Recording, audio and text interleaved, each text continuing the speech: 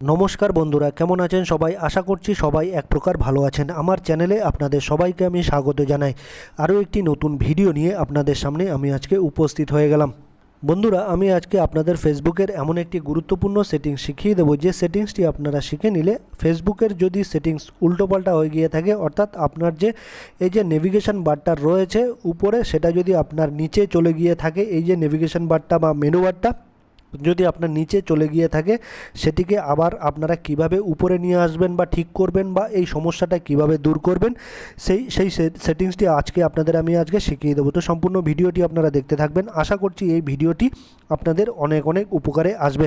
ফেসবুকের এই গুরুত্বপূর্ণ সেটিংসটি করে নেওয়ার জন্য বন্ধুরা, আপনার মোবাইলে যে ফেসবুক অ্যাপটি আছে, প্রথমে সেটিকে একটু চেপে ধরে রাখবেন, আঙুল দিয়ে বা প্রেস করে চেপে ধরে রাখবেন কয়েক সেকেন্ড, ঠিক আছে?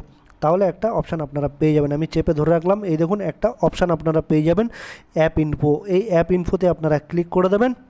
তারপর এরকম একটা পেজ কিন্তু চলে আসবে বন্ধুরা। তারপর আপনারা এখানে একটা অপশান পেয়ে যাবেন স্টোরেজ। এই স্টোরেজ অপশানে ক্লিক করে দেবেন। তারপর নিচে একটা অপশান আপনারা দেখতে পারবেন ক্লিয়ার ডাটা।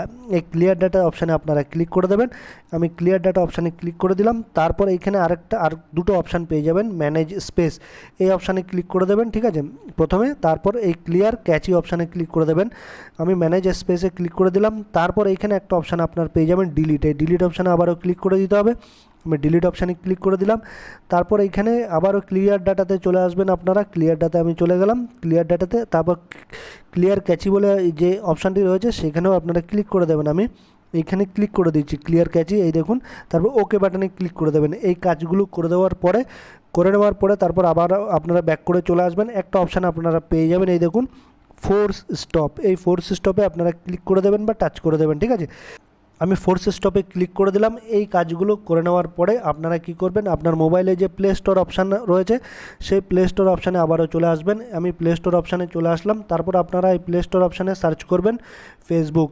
এই ফেসবুক লিখে সার্চ করবেন। ফেসবুক লিখে সার্চ করলে তারপর আপনাদের মোবাইলে যে ফেসবুক অ্যাপটি আছে, সেটি কিন্তু ওপেন হয়ে আসবে। তারপর আপনারা এই লোগোতে ক্লিক করে দেবেন। আমি ফেসবুকের লোগোতে ক্লিক করে দিলাম। তারপর ডান পাশে এখানে তিনটে অপশান দেখতে পারবেন, একটা এই 3 ডটের মেনু দেখতে পারবেন ডান পাশে উপরে। এই অপশানে আপনারা ক্লিক করে দেবেন। আমি ক্লিক করে দিলাম।